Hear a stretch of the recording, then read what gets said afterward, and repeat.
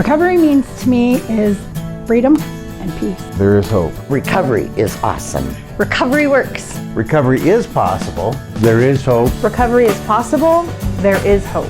Recovery to me means freedom. Recovery is possible. Recovery works. Recovery is always possible. It's fantastic. Progress, not perfection. Recovery is possible. Recovery works. Recovery is a journey, not a destination.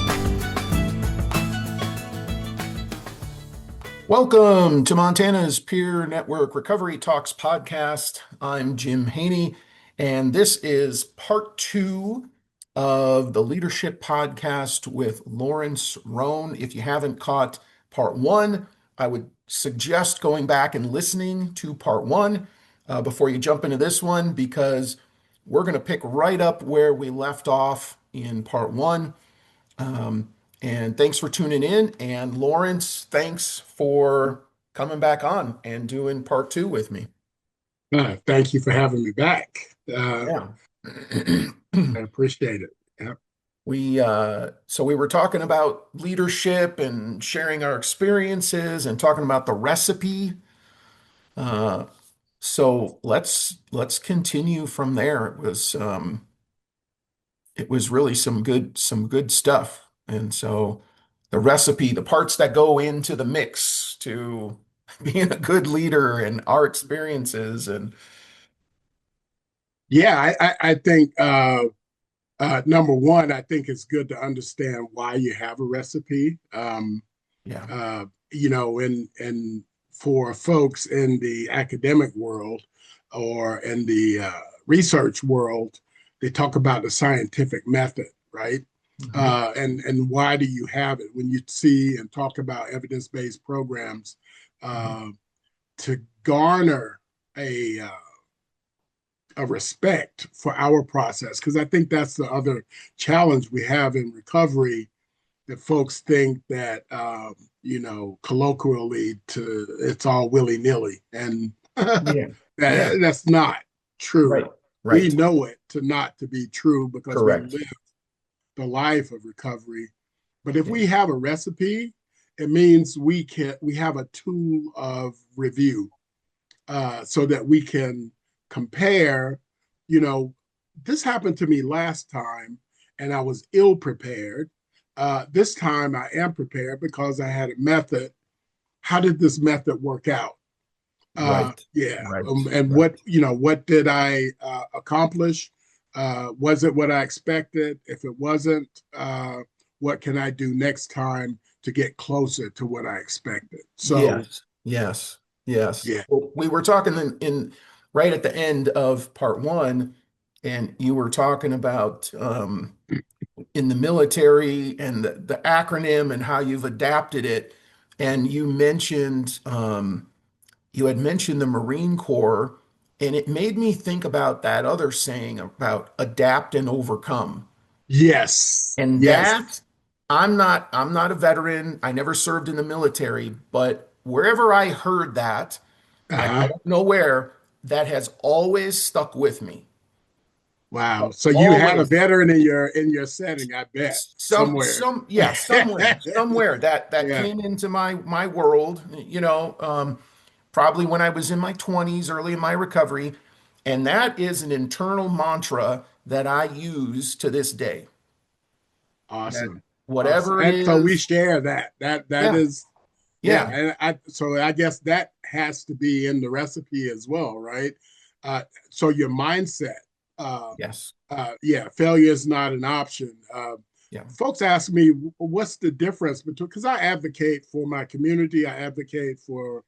I just specialize in veterans because I am one.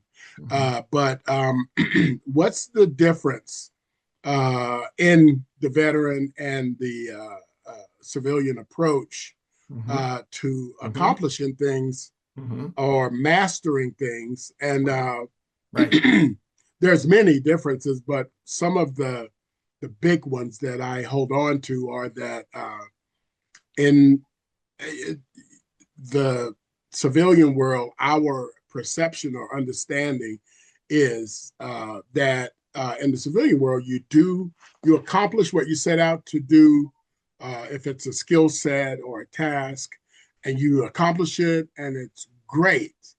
I got to where I want it to be. I have it to where I want it to be. Now I move on. Well, in the military, you accomplish it one time and then you accomplish it over and over again until you can't get it wrong. Right. So that's a mindset you have. Yeah. You don't master a task or a skill set or until you've been able to do that, right? Right. And it becomes second nature. It's And like recovery, yeah. But it's like an athlete. That's your top tier athletes. You think of the Olympics are coming up. So that's what they're doing. They're repetitively doing it over and over and over and over again. Yes. And that's what we see when we watch the Olympics. We see them at their peak performance because that's not the first or second time they skied down the hill. Yeah. Right? They've done it Probably the 10,000th time. Exactly. Right. I mean, they're just doing it repetitively over and over and over. And sometimes I think when I watch athletes in particular, it's easy to forget that they're still doing it. And when I do PS 101, right at the end, like it's almost the very last question that I posed to the class is, why does a baseball player who makes, millions of dollars and he's been hitting a ball his whole life since he was a little kid, why does he take batting practice? Right. And I pose that question to them so they think about that in terms of their new career. They're going to go and become a peer supporter, but you can't just take this class and then never address any of the skills we've laid out in front of you ever again and think, oh, I've got these down. Right. You got to do the repetitiveness. So that's interesting. You're talking about the military because there is definitely a difference. I mean, I notice it when, through like the Hive project, which I want you to talk about. When I present to the room, I can tell there's a difference in who I'm talking to. I'm not talking to the general public. Yeah. It's a level of intensity. Yes. And there's a capacity in the room yes. that one doesn't. I mean, and to a fault, right? For us as well, because we have some numbers in our setting that aren't as aren't as glamorous as we're very efficient at finishing, right? Yes. So if you look at in the setting of we our mindset. So I was in combat arms, and you always want to preserve resources. So your goal in the task is to be effective enough to finish so that you can get on to the next activity, and whatever it might be, with the most amount of resources. So that means you must have trained to be effective and efficient, which means you invest as little sweat equity as possible, right? Be that the sweat of your brow, be it the lead of your ammunition, be it the fuel of your engine and that vehicle you maneuver with. It's all about that, right? And that and the resolve to not let go or not step away until it's finished is what it is. And that and if we can grasp recovery, we get that, and we'll get good at it. We'll be good at it. But if we can't see that light at the end of the tunnel, that is the challenge. And when we step into this civilian setting, what we have to learn is to transition and translate those skill sets we had in service to this civilian setting. And hence that acronym we reviewed in the last segment, FEBA, the forward edge of the battle area. Well, now it's helping me decide if what I'm engaging in is factual, what's the evidence of the fact, what's the benefit, and what are the of me engaging in that activity, Mhm. and do I agree to commit to Right. it? You know, Right. so Right. yeah, that What's Lawrence for you? What's the next part of that? What's the next piece after that in your process? so I guess and I gotta again express my gratitude to you. Uh, wow, it's been over 5 years back. You said, so Lawrence, if you're really serious about this advocacy thing and Mhm. recovery, Mhm. uh, this is a program you should take a look at, a process, and I'm so appreciative because it's given me my core framework, and that's RAP, the Wellness Recovery Action Plan. Yeah. In RAP, there are 5 key concepts, and I use those 5 key concepts for every activity Mhm. that I engage in. Mhm. The 5 key concepts are hope, personal responsibility, education, self advocacy, and support. Yeah. And so just saying them isn't a lot, but you have to use them. Yeah. And Yeah. if I take our shift and what we've done today, Mhm. um, I thought about before I came on, wow, what is it we hope to achieve? Right. Um, and then what's my personal responsibility in that process, Mhm. right? And then That's right. what activity do I have to engage in to make sure that we are able to accomplish that task of Right. what we hope to achieve?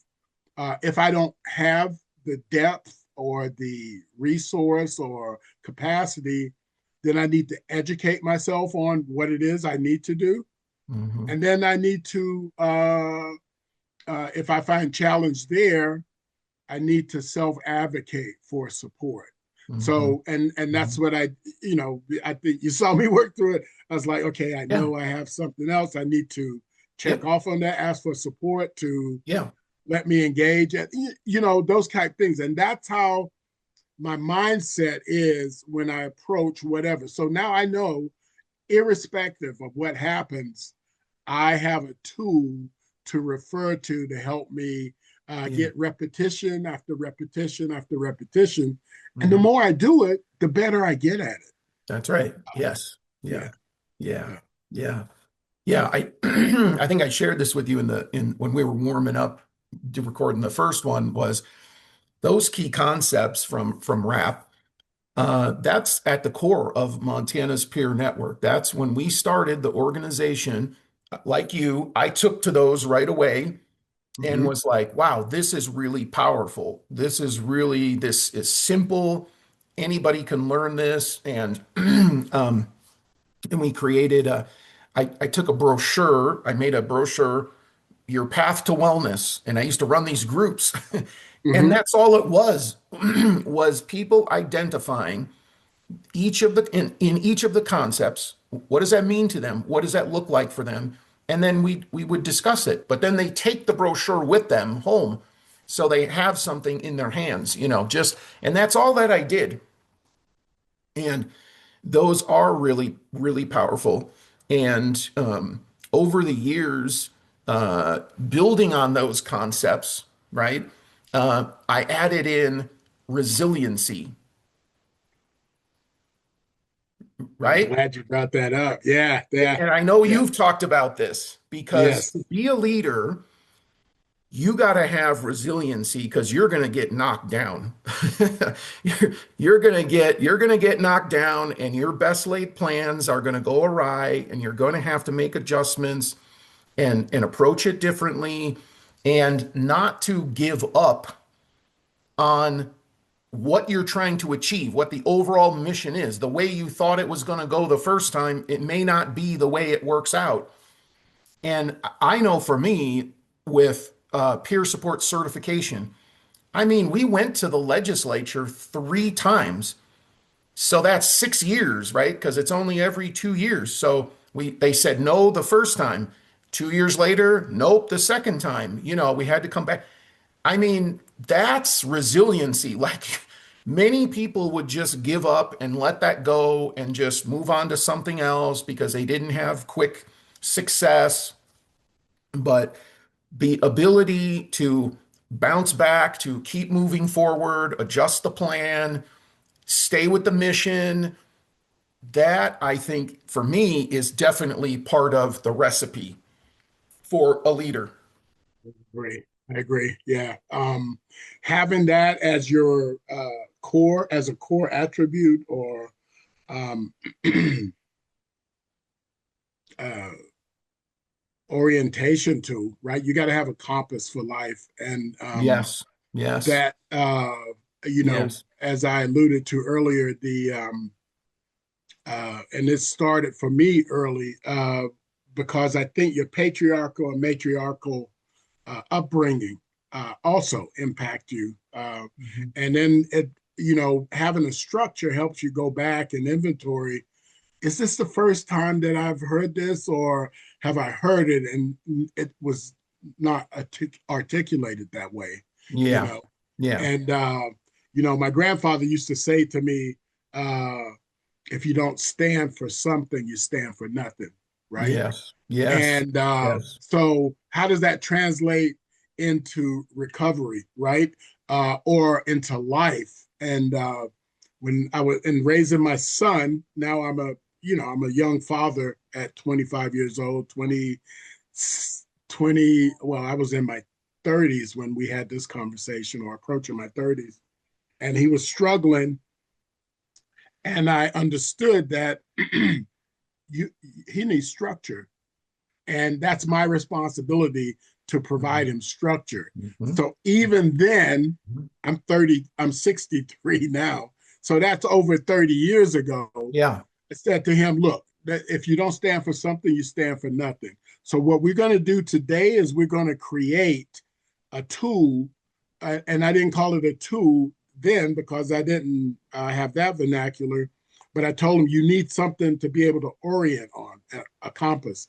I yeah, I am yep, an artilleryman, so mm, compasses are very important in yeah, knowing what true north is and right. all of that. But I took our name and we collectively created an acronym for our last name, right? Oh, And funny enough, as you bring that word up, the R in Rhone, we said would stand for the resiliency nice. that we would need to have as we Yes, approach life and everything that yes, came at us. Uh, the H stands for humility, the humbleness with which we need to mhm, approach every situation, whether it's a good mhm, thing or not so good thing. right, right. The O for optimism, for being optimistic, which is hopeful, right? Being Yeah, hopeful yep, in whatever the situation, this too will pass, right? yeah, And yeah, then N with stands for nobility. Engage in noble activities, right? yes, And that's yes, where servitude yes, comes in. So if you're serving, you're engaging in a noble act. Seek out opportunities to serve yes, and be yes. kind. And then the last, the E for enthusiasm. Be Mm, enthusiastic yeah, about what yeah. it is you want to do. And if you can't be enthusiastic, because that's where passion drives that, fuels Yes, enthusiasm. So yes, yeah, um, yes. having that as a foundational tool, and I got to tell you, my son uses that today. He has 78 caregivers under his care of his company he created. And when Wow. he hires, he asks, what do you stand for? Yeah, yeah, Right? yeah, yes, And most often we talked about this, folks don't know that. So in recovery, yeah, probably the first thing I need to do is understand what I stand for. And yeah, if I don't know, I yeah, need to be able to articulate yeah, that so yeah, that when I'm engaging in self-advocating, I can tell someone, look, this is what I had hoped to achieve and what we're doing today, but let me tell you first who I am. yeah, yeah, That yeah, creates a degree of respect, yeah, establishes boundaries. I mean, it does just so many things yeah, for your journey. And as a leader, you need to be able to articulate that to your team. Because Right. if they can't understand who their leader is Right. and what their leader stands for, Right. how do they know how to support Right. them? Right. Right. Right. Yeah. And then I think um then you have to exude those qualities as the Yes, leader to the team on a yes, consistent basis, right? yes, That I say this all the time in MPN is we're the gold standard for peer support, and we don't accept anything less. So when you come to me, an employee comes to me, say they created a training, or, they have an idea for a training, I tell them, make it a complete thought. Don't give me a partial plan, because we can't operate off a partial plan. It has to be complete, which means you got to go back, take what you have, and you need to build on it from start to finish. So then we can actually examine it, right? And it has yep, to be the best. It has to be better than anything else that's out there. And then we'll move forward with it. And we use that for our books. We use that for trainings. We use that for presentations, all of it. Mediocrity is not accepted at Montana Spear Network.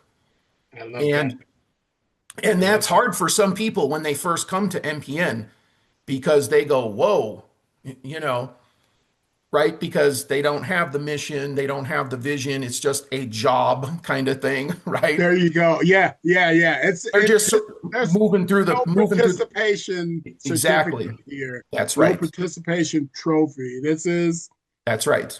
That's yeah, yeah, yep. aspiring to greatness. That is mindset. Again, it's mindset, and I love that you said you can't just have these acronyms or these words. Yes. You Right. have to walk the walk as See, well. yes. Yeah, And that's ultimately what it is, right? Is that you can have these plans, and I call it a complete thought from start to finish. This is what you want to do, the whole thing. We're going to lay it out. But you have to be able to put that into action. You yes, got to be able to put that into action. You can't just be a planner and just sit there and just plan everything. And that's not, you don't know the result if you don't put it into action. It's all yes, hypothetical. So yes. it That sounds good. exactly. It sounds good. I always say the slides look really nice, but let's put it in front of somebody and Yeah, see if they can comprehend what you're trying to teach them, yes, right? absolutely. Yeah. Because I'm a connoisseur of quotes, and Yeah. they come from the strangest places. This one comes from a place, I'm not going to say his name just because Yeah. I'll acknowledge that he said it, but what he said is everybody's got a plan until they get punched in the mouth, Yeah. right? Exactly. Uh, Yeah. Yeah. Now you get punched in the Yeah. mouth. Yeah. What's your resolve? You Yeah. know, Yeah. are you going to fold like a lawn chair, Yeah. or are you gonna? Another saying we have: if you want to run with the big dogs, you got to get off the porch. Are you gonna get off the porch? Okay, okay, okay. So I'm in high school. I'm a senior in high school, and we get this gym teacher, and he used to say, because our class was mixed, you'd have freshmen, sophomore, juniors, and Okay, yeah, seniors. yeah. They were mixed in gym class, and he would say to you younger kids, if you don't want to get hurt, and then don't run with the big dogs in the tall grass. That's what he would say to him. And then we would go out, and play soccer or whatever we were doing. He used to preface every single gym class like that. And us seniors would laugh, because there is a big difference between you're 17, 18 versus someone who's 14 maybe coming into Yes, high school. And he would puberty. say Yeah, that every time. And he would let us just go be boys, you yeah, know? yeah, Yeah. yeah. What And a that's lesson. life. That's life. Yeah, It no, is. It is. That's right. It is. that that's It old is. school mindset, and it applies. It's timeless, right? Yeah. Yeah. It is Yeah. timeless. You Yeah. got to But be. that piece about the resiliency, you have a plan until something goes awry, and then how do you respond to that? even Yes. just the feedback part, Yes. right? Yes. So someone makes Yeah. this, they make this beautiful training and they show me the slides and it looks all good. But then as we kind of get into it and I start asking questions as a student, I'm asking questions based on what you're trying to teach me, and they can't answer the questions, right? And so I challenge them and I say, well, I'm here. I understand what you're saying, but you're going to be teaching a class full of people who aren't going to understand. They're going to ask you these types of questions. Let's go back and adjust the plan and improve. There we go. Sometimes people can take that and they run with it, and then I notice sometimes people can't. Yes. They let their ego kind of get in the way of. Oh, you touched on one right there, right? The leader and ego, that fight with ego. Yeah. Ego has no place in leadership. No. So if you're trying to inspire other young or mature men and women to achieve a collective goal or pull on the rope with you in the same direction, right? Yeah. You got to let me go. It's got to be we. Yeah.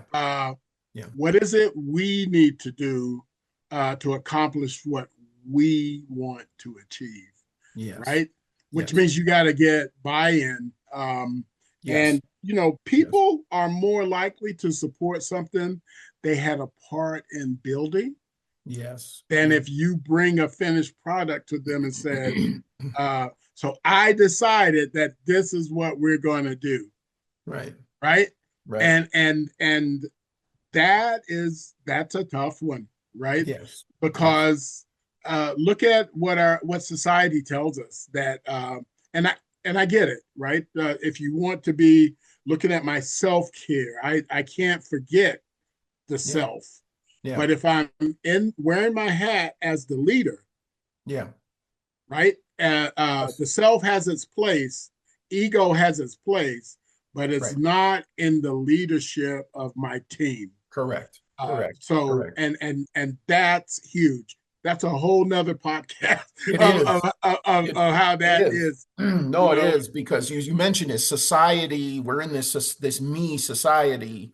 And so there's this tug in this opposite direction away from leadership. Yeah. Away from leadership. Yeah, because it's saying what's in it for me. Exactly. Right? Yes. That isn't what this is about. So if I'm engaged in a noble activity, we're serving, right? And if we are serving, it can't be about me. It's bigger than me. Right. It's bigger than us, actually. Right. But we can accomplish it together. Correct. Another quote that I have is, if you want to go fast, go alone.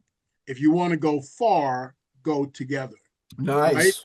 And that's an African proverb, but it is. That's a good one. It's so true. Yes. Right. And if you can embrace that as a core concept, right? We're talking about attributes, concepts, your core concept has to be that I'm about team. I can do far more with many hands make small work. If you take that on, look at as we talked about the hive, that is the whole key there. Every single day, we start the day out with acknowledging, number one, that we could not be engaging in that activity without team. And then we go through and I say the names. I'll say the name, you tell me what they contribute to the team. And I'll say Jim Haney. Oh, peer network, peer support, peer activity. Lynn Miller. Rap. Dr. Kendra Lewis. Oh, occupational therapy. And they go through it, and I keep it in front of them every day. If you do that every day, if you inventory every day, you start your day off. I start mine off with a session of gratitude, because if I open my eyes and I can see light, I got another day, right? And I'm happy about that and grateful, because many opened their eyes and they weren't here, right? Talking about that in or people don't know what to focus on. Yes. That's Okay. the Oh other yeah. part, right? That's the other Yes. side of that. Either There you go. they Yeah. don't know what to focus on. So Yes. for me, Yeah. I use these post-it notes. Yeah. Yeah. I go through a lot of post-it notes. The post-it note is what I'm doing today. Yes. My Yes. day's not done till the post-it note is done, and then I crumple it up and I throw it away. Now I'm done with my day. Oh wow. I do That's that a every single day, and I've been doing that for a couple decades. wow. That So that is a that's good. Yeah. every day I write out, this is what I'm accomplishing today. Boom, boom, boom, boom, boom on the post-it note. Because I think of the post-it note as it's a disposable thing. Hmm. This is what I'm getting done today. The longer term stuff goes in my calendar and goes, Uh-huh. those are goals. There's 10 things I got to do before I can achieve right. But there's my list. This is what I'm working on. This is what we're talking about, right? This one that I just crumpled up was the notes for us Right. here. What Yeah. are we doing? And I Yes. think with recovery, that's a big piece of, for a lot of people who have like a mental health diagnosis, or substance use or trauma, whatever they're dealing with, it's like I watch this, like people sort of get just lost in life in the diagnosis, and they lose the mission and the vision and the drive. It's okay. You have this diagnosis, but you can still do whatever you want to do. Like that's not a barrier to Hmm. you growing in life. And I think that's one thing I've observed, doing groups at the state hospital or behavioral health units, just all of my collective experience. That's a huge piece where people begin to lose direction. And when they truly find recovery, then the structure starts coming back because they're picking a model, whatever the Right. model is. They get in routines, and then it can begin to build back. But there's this period of time I feel like where people get lost, and Oh they're yeah. almost like, I don't want to say like they're not completely purposeless, but that's kind of, they're just sort of floating through life, and life's just sort of happening rather than being the leader taking charge of their own life, their own journey, and not forgetting about your dreams and the things you want to accomplish. Right. Right. Yeah. No, I that is spot on. That post-it note approach, I and concept. I've Yeah. assigned Yeah. that as a concept, and it helps give you that plan. Yes. Now, so action plans, right? That was like Yes. the That's big exactly thing what I was thinking. that we. That's the next one, right? I mean, Yes, yes, yes. Those, along with the FIBA, along with the five key concepts, the next one for me is the personal and team SWOT analysis. mhm, SWOT being your strengths, your weaknesses, your opportunities, and your threats. yes. I think, often a leader will take and say, okay, so let's do a SWOT analysis as an organization. But I haven't given the individuals on my team the opportunity to express where they see themselves, right? And then if I don't get their self assessment and Mhm. I'm just going by what I think or what I see, Yeah. how much am I going to miss out on? Right. Right. So as a Right. leader, I Right. need to listen, Yeah. listen, Yes. right? Yes. Because that's going to tell me who we have on the boat, right? That's right. That's right. Um, That's right. that I may have someone on the boat that can't row, but they can repair holes in the Yeah. boat, Yeah. right? Yeah. Yes. And Yes. so that's what analysis Yes. is so key Yes. to the foundational, I guess, the infrastructure establishing There you what go. the infrastructure is Yes. of your team. Yeah. So at MPN, we take that concept and their reviews, an employee's review, right? Mm-hmm. They evaluate themselves. That's the way we do it. I fill one out, but that's my view. Just what you just Right, said. That's my view of the person. right, They fill one out of themselves. Same form, same thing. We ask them about what is your knowledge base, the position you're in, what do you feel? Rank it and then give me a description. You can't just rank it with no description.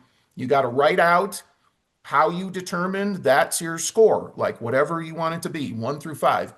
Your knowledge base, your initiative, your communication skills, your goals for the future. Absolutely.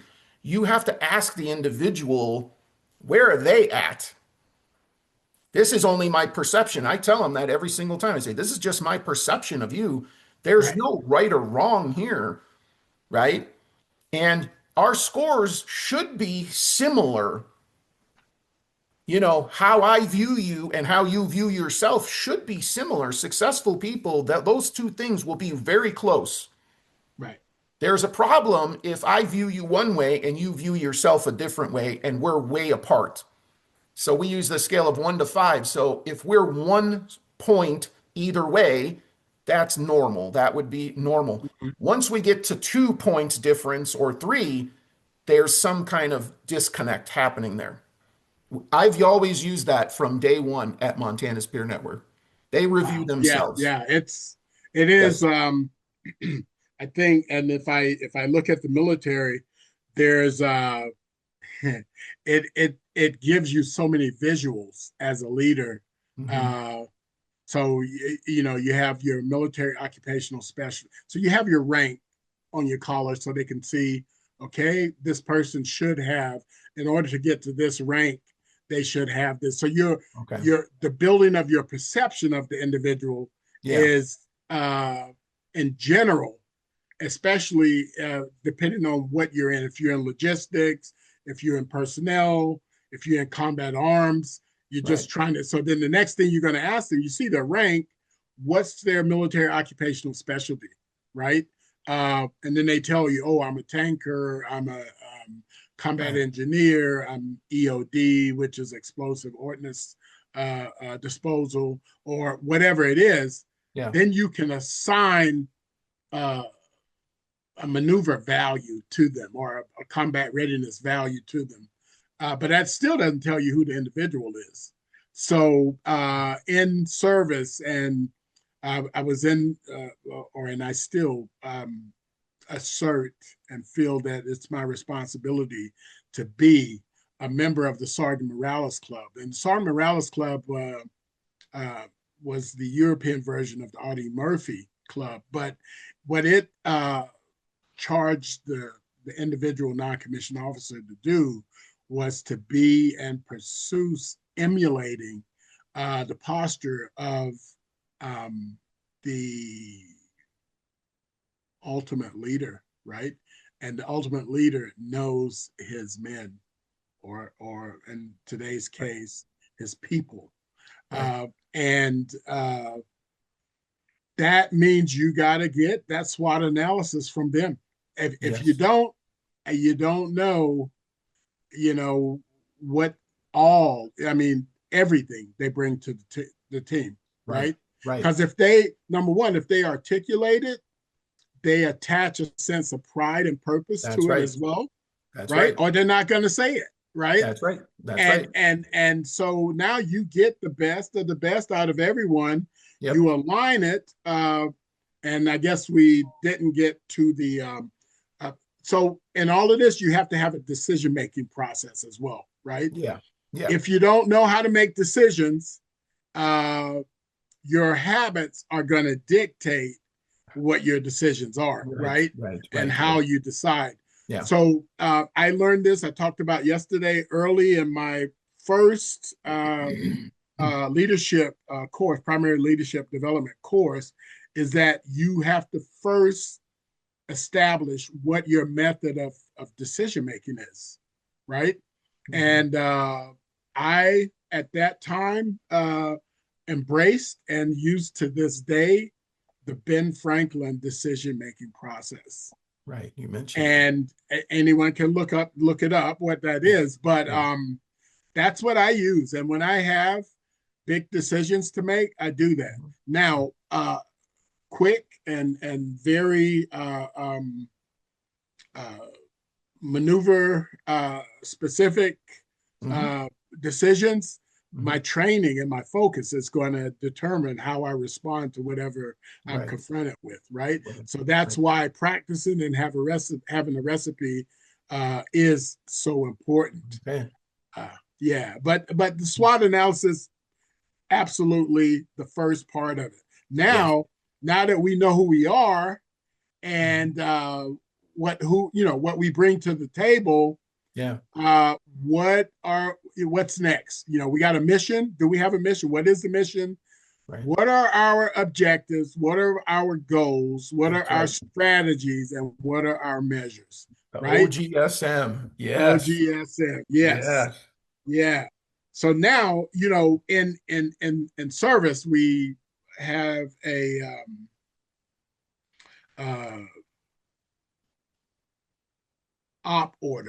operations order, right? And that tells everybody, anybody can look at it, tells everybody, irrespective of what level unit it is, what's the plan is. And the OGSM in civilian life, so the op order is the OGSM. So in translating for the veteran, that if you know that, the OGSM is your op order. And those objectives, goals, strategies, and measures discussed, gone through, and created by the team means everybody's a part of it. So they're going to support it, and they're going to make sure with that mindset of failure is not an option, that it's going to take hold. And then you can set your key performance indicators, your KPIs, as to what are our indicators that we're on track and that we're tracking in military. I'm tracking, so we're where we're supposed to be. And then we can create our action plan, right? Because now you back plan. So Memorial Day, we have an event, and we're going to, these are the things, these are our objectives, these are the goals we want to achieve. Our strategy to do it is this. And the measures and our key performance indicators as we move along the calendar are, and we set the action plan in place. Exactly. Yeah. So and that I mean, having that plan, that's structure, right? Exactly. Now you go into it, and then you can go back, and our after action review, we can go to each one of these acronyms and see, where we did what. And then the final piece of that for me is, well, it's not the final because the after action review is probably the most important, but when I put this together, what's my acronym for that? And in the military, we use salute as that acronym. And in service, it was a reporting tool. We would report on an observation. It was the size, the activity, the location, the uniform those folks were wearing. We saw what was the technical capacity of them, and what was their equipment. In planning an event or anything that I do, in planning the hive, that okay, how many people do we want to have attend? Because that drives how you recruit, right? And then what is the activity? Because the activity is going to dictate what the location is, what the size of the location, what amenities we need, how we're going to feed, how much we need to feed, so, and then the logistics of getting everything there to what you want to, you want to support what you want to accomplish. What is the uniform, or if it's in Montana or if it's in Florida, we need to let folks know how they need to dress, or if it's formal, informal, or Yep. or other, right? Yeah. When we Yeah. go into the cow pasture, you don't want to be in your Right. Right. Stacey Adams or your Right. Your town jeans. your snake skins, right? Right. Right. Cowboy boots or whatever, Right. you know. Right. And then what the T is for technical support do we need in all of that, and then the E, the equipment we're going to need to accomplish the mission. So now I have all the acronyms for all the tools for my entire process, and I'm ready to be a strong leader, irrespective of what the activity is. Yes. And when you have all of those, your last is your AAR, your after actions review. And then you just go back and use your recipe to see, did you get the ingredients right? Right. Right. You know, right. so right. that's putting it in a nutshell. Yeah. Yeah. No, it's great, Lawrence. I mean, that is, and it's all of this is the structure, the planning, all the contingency things. Absolutely. Yeah. Yeah. All of this, both part one and part two now, I mean, all of this, it's not simple, right? Like it's not simple. Like, right. It's not just, having a name badge. You're the leader because you're the name. I'm the manager, Not whatever. A title at all. Not a title. Right. Yeah. It's all these things. It's all these parts, and I feel like leaders. It's part of their character. It's their personality. It's who they are. I mean, I find for myself. I mean, that's just the way it is. I serve on my homeowners association board. And, I'm in the secretary's role right now. I've been in the president's role. I've been just a board member at large. But you can't help. It's like once you have these skills, it just comes out. I mean, you're going to just apply them in everything that you do in your life, just all the time. And so another quote, I you're spot on there, and I'm glad you mentioned the different positions, because this is the other thing when you've arrived, because one of my first sergeants, and when I became a corporal, which was a big thing, and when I was in service, I don't know. How they do in the Army, how they do that now. But it was a big thing to become a corporal, because I was in E4, and then getting the hard stripe meant you got command authority. Getting command authority that early in the rank structure is huge, right? Yeah. But my sergeant major, who was a part in that, he said, "This is something I want you to always remember. Leaders can follow, but followers can't lead." Yeah. So if you think that you're a leader and you're asked to follow on a team, in an activity, on a mission, you need to be the epitome of what a follower is. Right. Because you're going to support and help develop that next leader or aspiring leader. Yes. So you got to be a part of the solution. Yes. When you are a leader. And there you go with that ego thing, right? You got to fight that monster, because that's what. Yes. Well, but I'm the CEO of this. But when we're the Hive, right? How many CEOs were on our team? Yeah.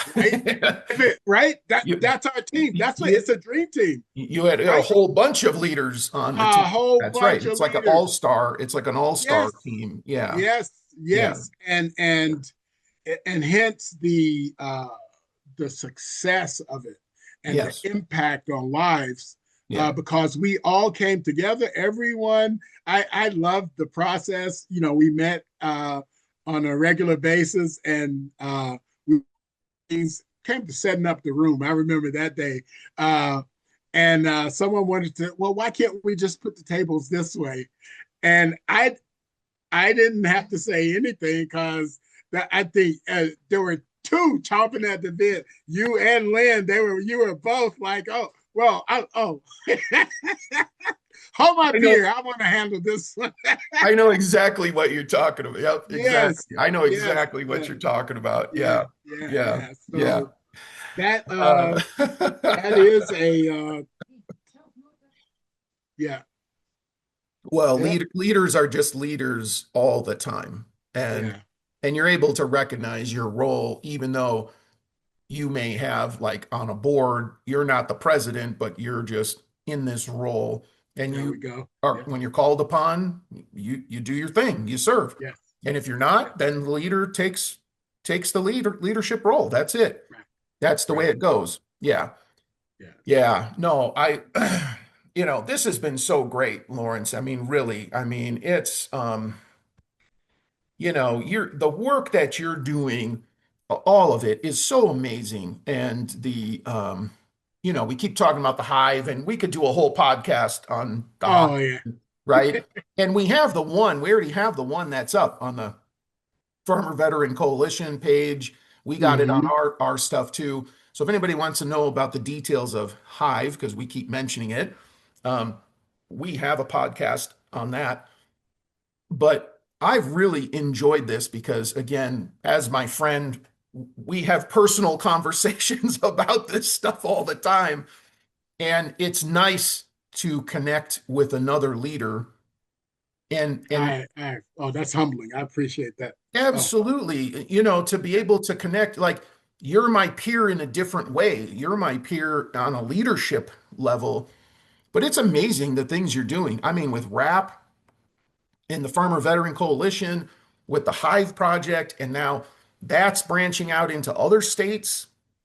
It's that passing it on. That's the last piece. There's John Maxwell, business leader, you know that name, the yes, five absolutely. levels, right? Yes, yes. When you start ranking up, now you have to pass that on to other people and not say, oh no, no, no, this project is mine. I'm going to keep this here for me.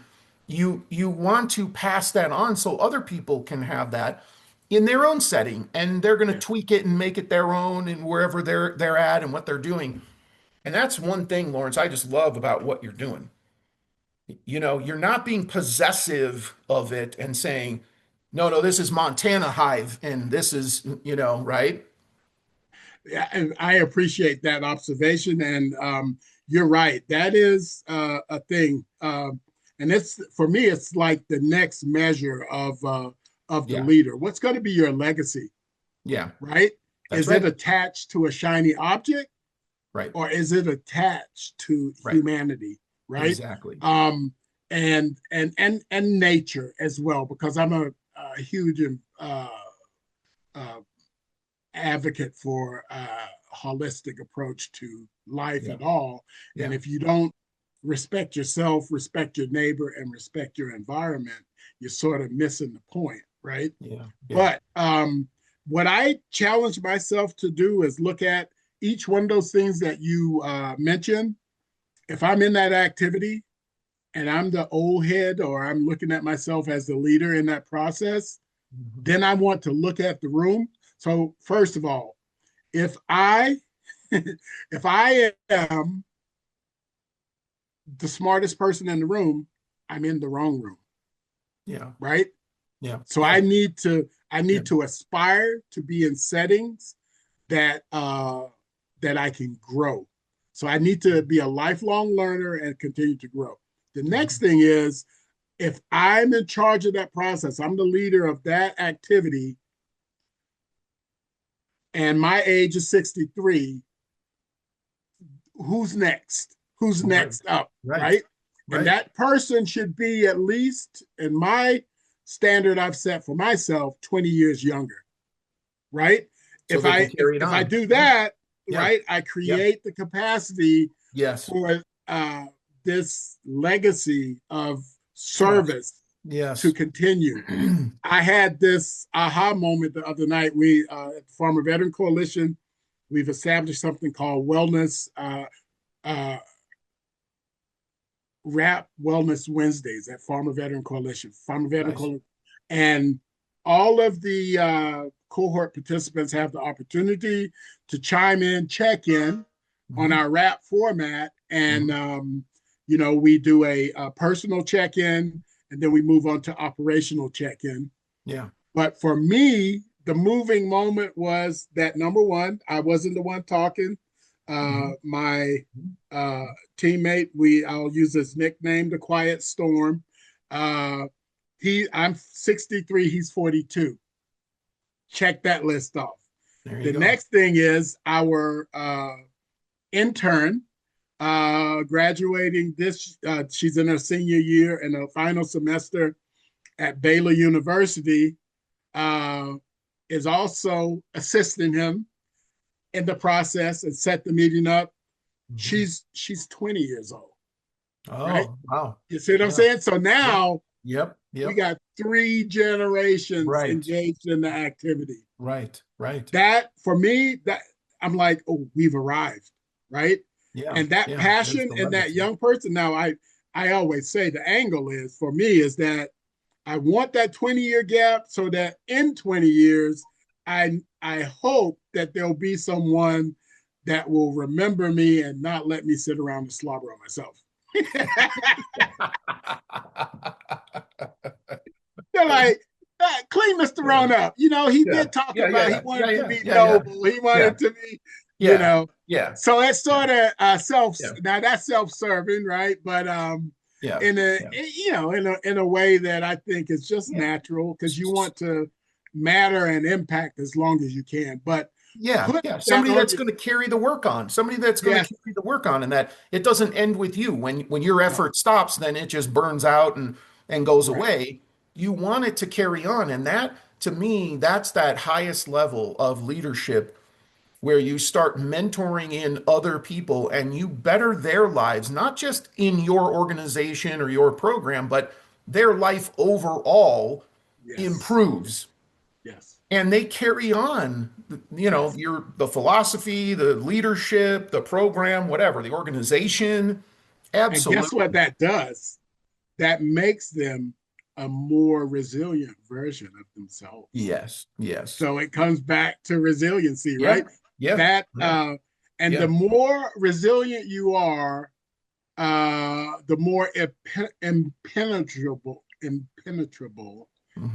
hope is. So you'll always be hopeful. True. Right? True. When you're resilient, you're like, it might be dark in here, but I know there's a light, and I'm going to find it. Yeah. And if I can't find that light, guess what? I'm going to be that light. Yeah. And that's what leaders are, right? That's right. That's right. There's no mediocrity here, right? That's right. And as a leader, if you think about it and you think you have fallen upon hard times and the room is dark, maybe it's because you are the light of that activity. Yeah. So get the fueling, get to work, right, and get back to your recipe. Yeah. And get it right, and get busy, grind, grind. Lawrence, this has been amazing, really. And, I would invite you back on for future podcasts. Anytime. Yeah. I mean, anytime. This is the opportunity, and I really appreciate it. To just, recovery is real. Yeah. And it starts with R for a reason, right? Because if you aspire to be resilient, right, you're gonna be able to sustain recovery. Because you're just constantly working at forging yourself in this activity. So I from that little. So I'll finish with this. I grew up in the projects in North Carolina. I lived in a couple of different ones. And now today I get my platform at the Farmer Veteran Coalition is greater than, it's approaching 58,000. That's incredible. I have to pinch myself That's when I incredible. think about this platform, this opportunity, Yeah. and the how blessed I am to be able to share, share my journey, and hope that it's a source of fuel for others to aspire. Because you don't. I mean, I grew up in the projects, but that don't mean you got to stay there, right? Right. And if you do stay there, it don't mean that you can't be the light in that setting to catapult others out of it. So yeah. Thank you, Lawrence. Thank you. And thank you, our listeners, for tuning in to another episode of Recovery Talks podcast from Montana's Peer Network.